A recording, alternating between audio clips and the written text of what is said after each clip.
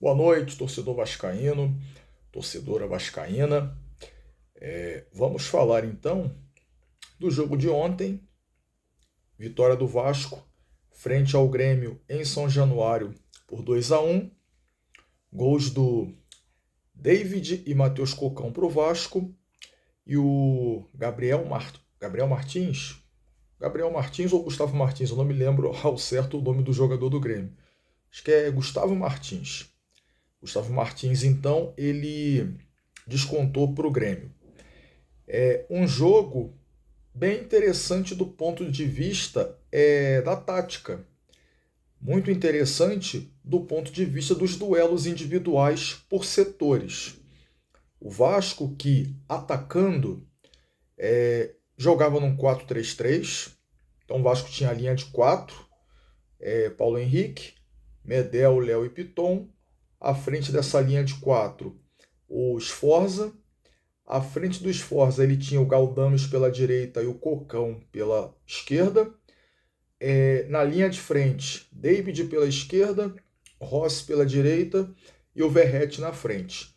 Então o Vasco, quando atacava num 4-3-3. Quando o Vasco se defendia, ele se defendia num 4-1-4-1. E aí o Vasco tinha essa linha de 4 com os 4 defensores, o Juan Sforza à frente dessa linha, e à frente do Sforza você tinha a outra linha de 4, com o Rossi, com o Galdames, com o Cocão, e com o Matheus Carvalho, né? E o Verratti junto. Então foi um jogo em que o Vasco, no primeiro tempo, predominou. O Vasco marcou o Grêmio em cima. O Vasco tirou o conforto do Grêmio. O Grêmio do Renato é um time que gosta de ficar com a bola, que gosta de ter o controle e circular essa bola no seu campo de ataque. O Vasco tirou a bola do Grêmio. Mas como é que o Vasco fez isso? Com uma marcação muito boa, muito encaixada, uma intensidade muito grande, onde o Vasco não deixava o Grêmio respirar na partida. Tanto foi assim que o Grêmio não chutou no primeiro tempo, porque o Vasco não deixou. Então uma marcação bem firme, bem em cima. E o Vasco, quando retomava essa bola, saía rápido pelos lados do campo. Mas quando o Vasco saía rápido pelos lados do campo, não era com os laterais, não era muito com o Paulo Henrique e nem com o Lucas Piton. O Vasco armou o seu jogo, ou tentou armar, pelos lados com os dois extremos, tanto o Rossi pelo lado direito, quanto o David pelo lado esquerdo. Nesses duelos que eu havia comentado, por que você não viu o Lucas Piton indo tanto à linha de fundo como normalmente ele vai? Porque o Piton guardou mais posição, porque por aquele lado o Pavon era o ponta, jogar pelo lado direito do Grêmio, que se o Piton sobe muito, o Pavon caía nas costas dele. Do outro lado a mesma coisa. Por que o Paulo Henrique não foi tanto como normalmente vai? Porque tinha o Soteldo, que se o Paulo Henrique avança, o Soteldo cai por aquele lado ali e ia se criar. Então o que o Ramon Dias fez? Ele prendeu mais os laterais para poder bloquear a subida dos extremos do Grêmio. Tanto que no primeiro tempo, tanto o Pavon quanto o Soteldo pouco fizeram. Pouco fizeram. Porque eram esses dois, juntamente com o Cristaldo, os responsáveis por municiar o Diego Costa. Então, com Cristaldo não muito bem no primeiro tempo, com o Soteldo e o Pavon bem vigiados, o Diego Costa ficou fora do jogo. Como todo o time do Grêmio no primeiro tempo ficou fora do jogo. O Vasco fez uma boa partida no primeiro tempo, do ponto de vista da intensidade, do ponto de vista da aplicação, e foi muito eficiente nas oportunidades que criou. O jogo de ontem não foi um jogo de grandes oportunidades. Quando o Vasco as criou, fez. Então, um cruzamento do Rossi, em que o David, um cruzamento no escanteio, em que o David consegue dominar e chutar, abrindo o placar para o Vasco. Num novo escanteio, o Rossi bate, o Matheus Cocão que é um volante, mas foi um volante que ontem se apresentou, ele é de se apresentar para jogar. Mas ontem, como você não tinha a figura do meia central, tanto ele quanto o Galdames, eles se projetavam. Então o Matheus Cocão estava dentro da área, o Rossi cobra o escanteio, o Cocão vem de primeira, sozinho, livre de marcação, bate com a perna ruim, que é a perna direita, ele é canhoto, e faz 2-0. Então o Vasco foi para o intervalo tranquilo, só que com um dilema. Será que o Vasco iria manter aquela intensidade do primeiro tempo? Outra, o Grêmio ia ser um time inofensivo que foi no primeiro tempo?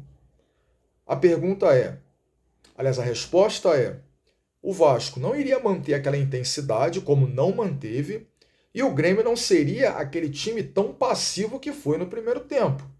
No retorno, o Renato já vem com alterações para poder mexer no time, e o Ramon Dias não tinha muito o que fazer. O time jogou bem o primeiro tempo, ele manteve o time corretamente.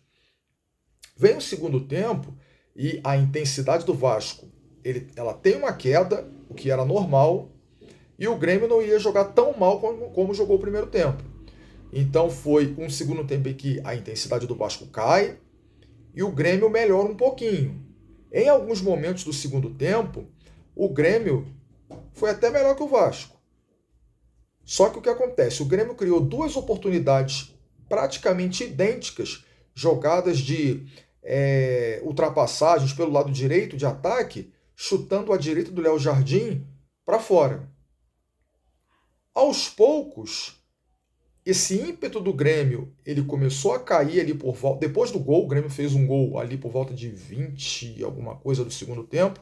Depois do gol do Grêmio, a própria intensidade do Grêmio baixou um pouco.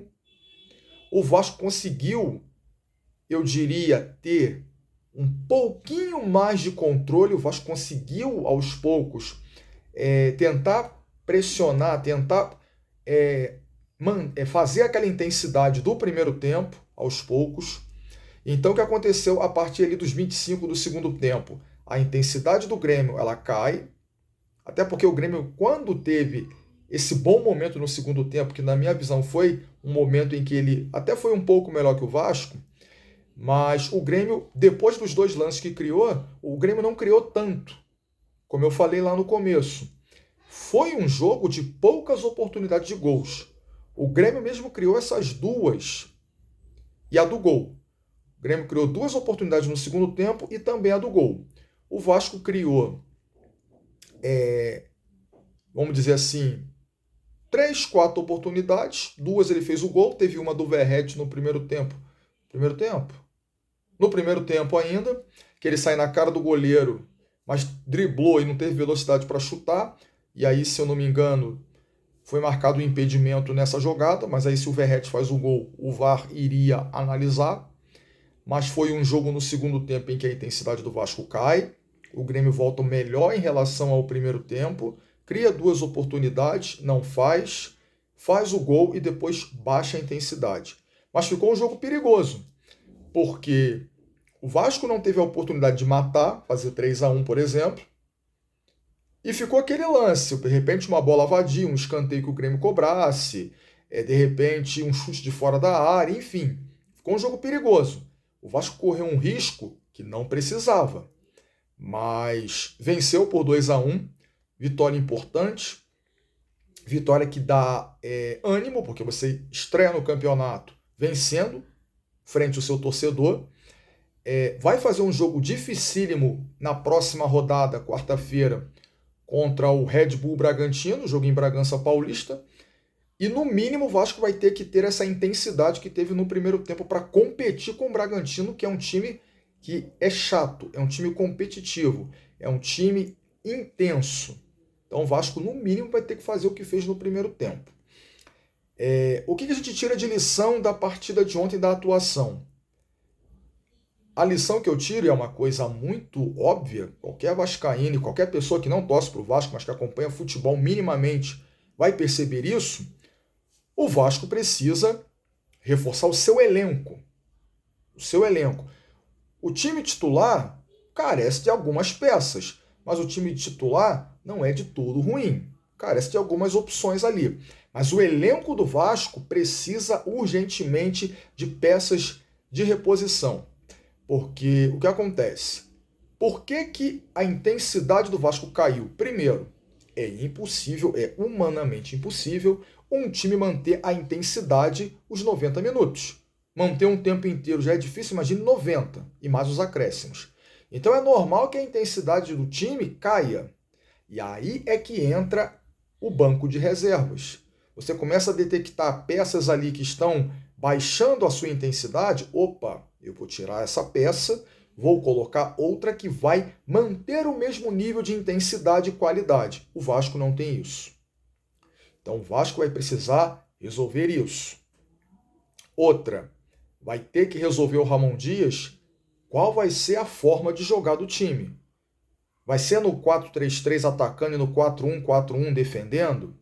Vai ser no 4-1-4-1 atacando e defendendo como foi ano passado? Vai querer colocar 3 zagueiros? Enfim, o Ramon vai ter que definir isso. E é necessário que se tenha o quê? Mais jogadores para fazer companhia para o Payet, para armar as jogadas. Só o Payet no meio-campo para armar é muito pouco. O Vasco precisa de boas companhias. O Payet precisa de bons amiguinhos ali no meio-campo para dialogar com ele. Para poder não só o Payet se destacar, mas também o entorno dele também se destacar. Porque o Payet pode fazer essas boas companhias jogarem e essas companhias fazerem o Payet jogar. Para não ficar aquela história da bolinha carimbada. Dá no Payet que o Payet resolve. Dá no Payet que o Payet vai fazer alguma coisa. Vão ter jogos, vão ter dias que o Payet não vai estar bem. E aí, se o Payet não está bem, tem que surgir alguns outros jogadores para suprir essa suposta má atuação do francês. Então, esse elenco precisa ser reforçado principalmente no setor de criação, meio-campo, e também ter atacantes que te entreguem gols e assistências. O Verratti não é um centroavante ruim, só que o Verratti precisa de companhia. O Verratti precisa que a bola chegue nele para que ele possa colocar para dentro. Se chegar 2, 3 bolas para ele, uma ele vai guardar. Se chegar 4, 5, 2 ele vai guardar. Pode ter certeza. Mas a bola precisa chegar. Beleza, pessoal? Então é isso. Um resumo de Vasco da Gama 2, Grêmio 1. Vasco larga aí com os primeiros 3 pontos no campeonato e joga na próxima quarta em Bragança Paulista contra o Red Bull Bragantino. Então, fico por aqui. Um bom restante aí de segunda-feira para todo mundo, bom restante de semana. A semana está só começando e provavelmente após o jogo de quarta-feira eu faço lá a live no Instagram e depois eu gravo um vídeo para colocar no meu canal.